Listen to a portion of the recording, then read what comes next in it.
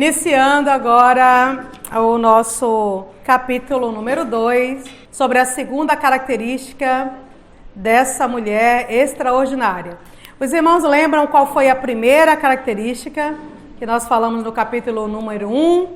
A mulher sunamita era uma mulher observadora. Muito bem.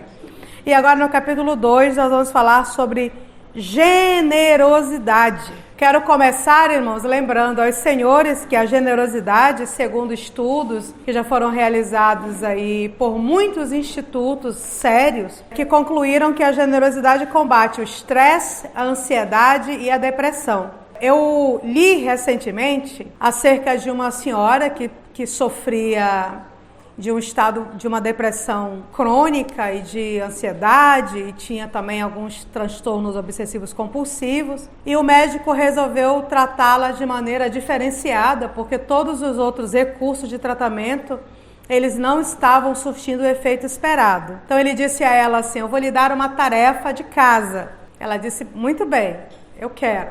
Você vai chegar no seu prédio, você vai perguntar ao porteiro qual o nome dele, vai perguntar ao porteiro como é a sua família, onde sua família mora, quais são os sonhos de seus filhos.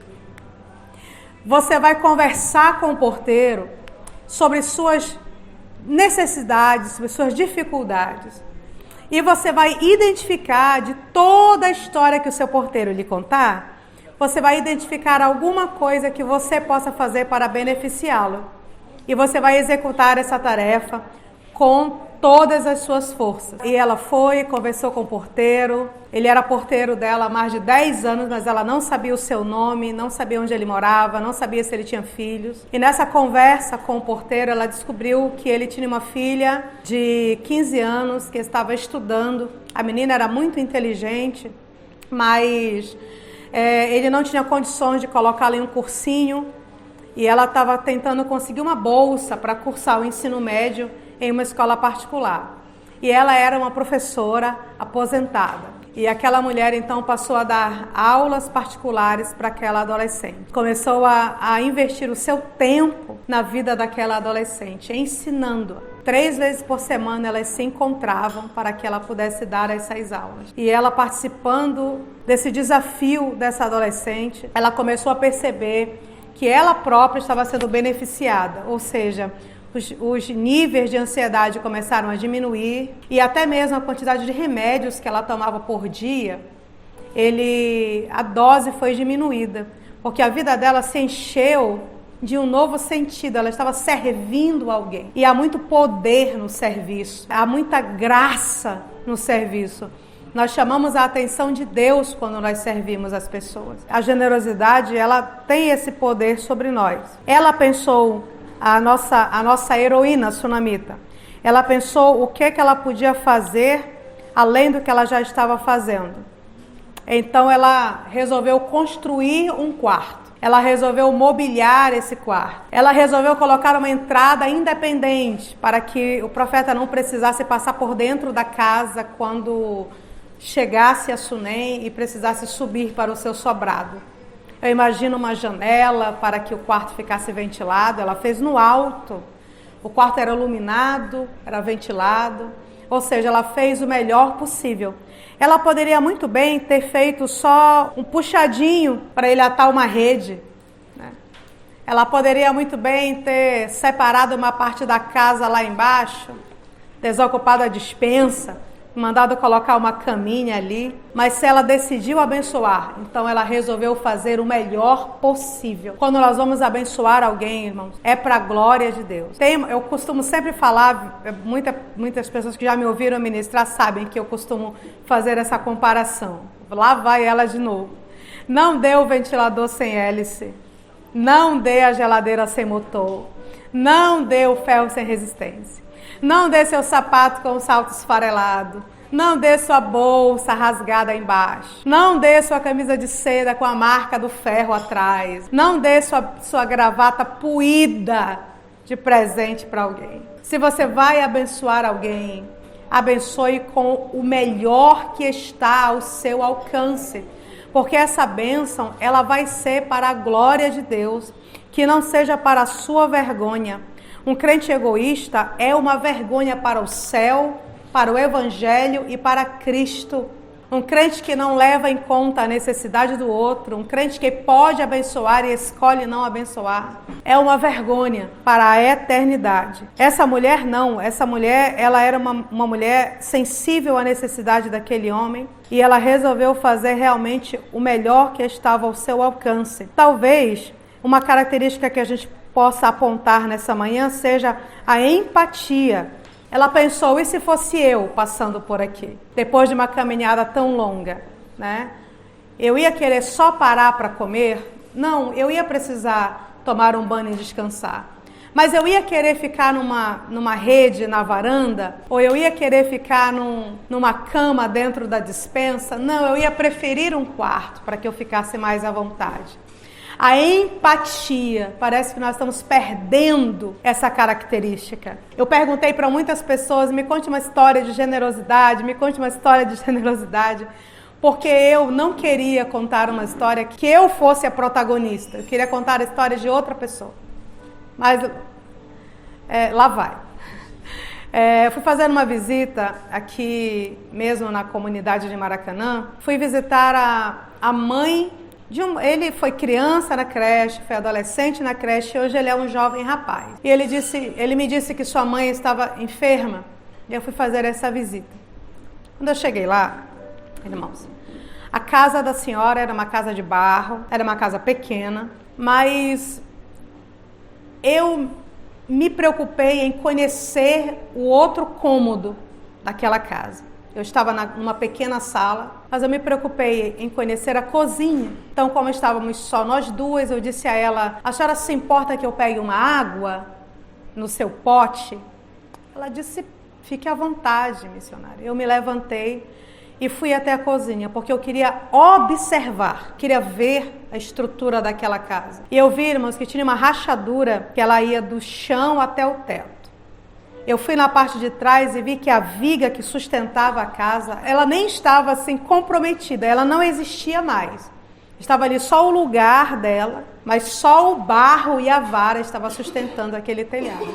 A viga tinha sido consumida pelos cupins. Aí nós chegamos em um momento em que muitos de nós chegamos quando nos deparamos com uma situação dessa. Você pode simplesmente, eu não posso, não tem nada que eu possa fazer. Ou então, não é problema meu que Deus use outra pessoa. Ou então, simplesmente, fingir que não viu. Mas é aqui que entra a empatia. E se fosse você? E se fosse você, morando naquela casa, prestes a desabar? Você ia querer que alguém lhe ajudasse? Nós sempre estamos muito aptos e muito dispostos para receber. Mas como somos nós... Quando somos nós na condição de doadores, nós ficamos encontrando razões racionais para não fazer. A primeira razão que eu encontrei foi, eu não tenho condições financeiras de construir uma casa inteira de alvenaria para essa senhora.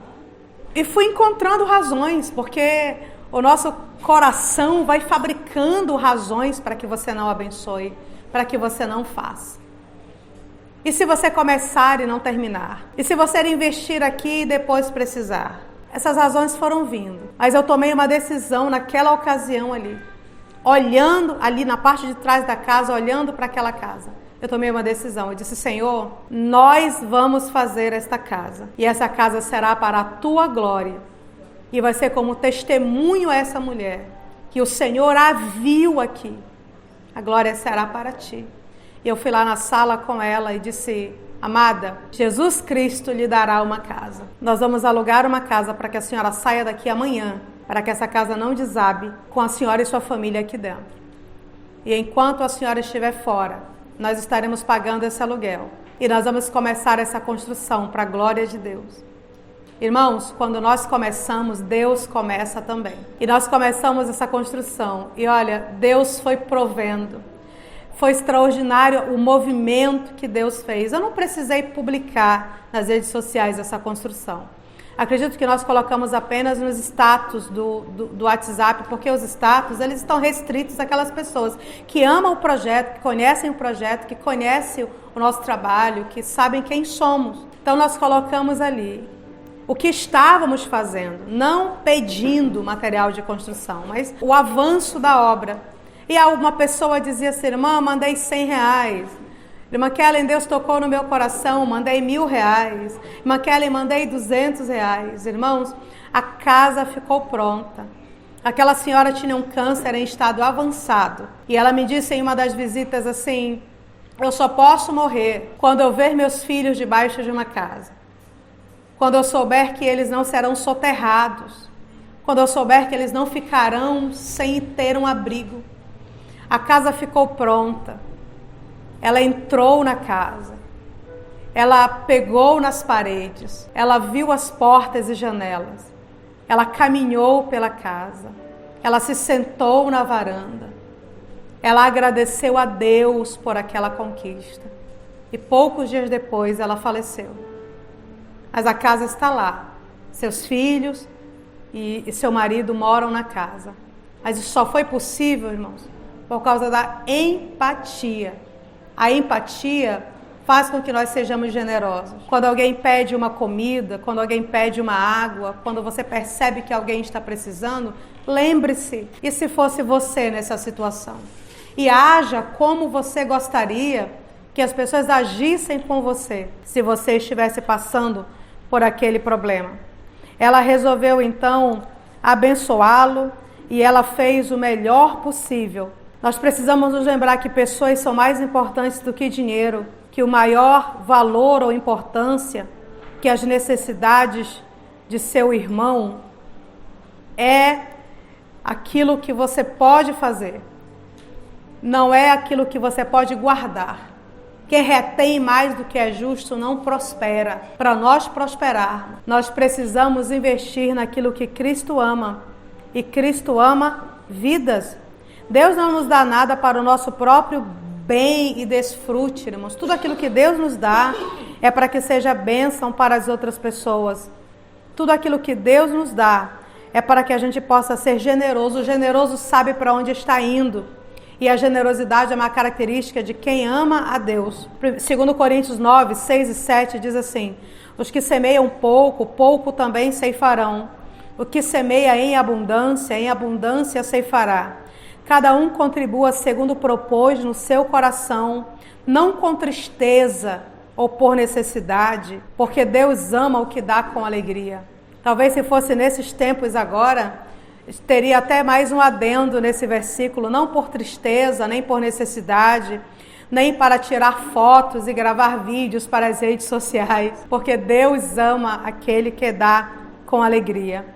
O servo de Deus não pode ser egoísta e nem avarento. Essa característica é de quem é carnal, é de quem está preocupado apenas com seu ego e em conseguir as coisas para seu próprio benefício. Quem age assim está usufruindo na terra e está a caminho do inferno. Porque quem vai para o céu é generoso. Quem vai para o céu abençoa. Quem vai para o céu não tem medo de doar e ficar sem.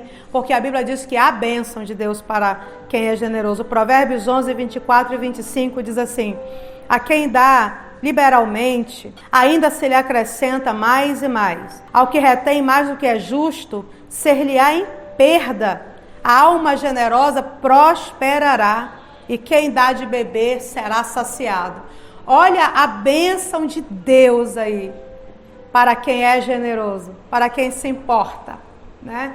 Então, irmãos, a generosidade nós podemos exercê-la nas pequenas coisas do dia a dia. O generoso desfruta o prazer do Senhor, o favor do Senhor. Fez um bolo? Leve uma fatia para o seu vizinho. Ah, mas eu não gosto dele. Generosidade não tem nada a ver com gostar ou não. Ah, mas ele não merece. Generosidade não tem nada a ver com merecimento. Você é generoso, irmão, porque você reconhece que Deus é generoso com você. Porque você reconhece que se você dormiu ontem e acordou hoje, é porque o Senhor tem lhe sustentado. É porque você reconhece que você está calçado e vestido, porque a generosidade do céu tem te alcançado. Você é generoso com o outro porque você entende que você está alimentado, porque o céu tem te proporcionado isso. Em um mundo onde milhões estão passando extrema necessidade, vivendo abaixo da linha da pobreza. Então nós somos generosos porque nós reconhecemos o favor de Deus. E olha, hoje nós ousamos medir a espiritualidade das pessoas pela boca. Nós dizemos assim, fulano é tão espiritual, prega tão bem. Nossa, fulano é tão espiritual, canta tão bem. Nós achamos que as pessoas, como as pessoas se comportam quando estão servindo publicamente ao Senhor, é o que marca o quão espiritual ela é. Mas na verdade, na igreja do primeiro século, as pessoas reconheciam que eles eram espirituais e que eles eram seguidores de Jesus por sua generosidade. Porque os mais ricos naquele tempo vendiam suas propriedades para abençoar aqueles que não tinham recursos e ninguém passava necessidade. Se meu irmão está precisando, eu vou oferecer. Era o pensamento da igreja do primeiro século. Atos 2, 44 e 46 diz assim: todos os que criam mantinham-se unidos e tinham tudo em comum, vendendo suas propriedades e bens. Irmãos, como nós estamos aquém, distribuíam a cada um conforme a sua necessidade. Todos os dias, continuavam a reunir-se no pátio do templo, partiam o pão em suas casas e juntos participavam das refeições, com alegria e sinceridade de coração. Quantas vezes Deus lhe dá, você identifica a necessidade de alguém, mas o diabo impede você de se aproximar da pessoa e abençoá-la. Vou fazer uma declaração muito séria nessa manhã. Se Cristo não é o Senhor do seu dinheiro, Ele não é o Senhor da sua vida.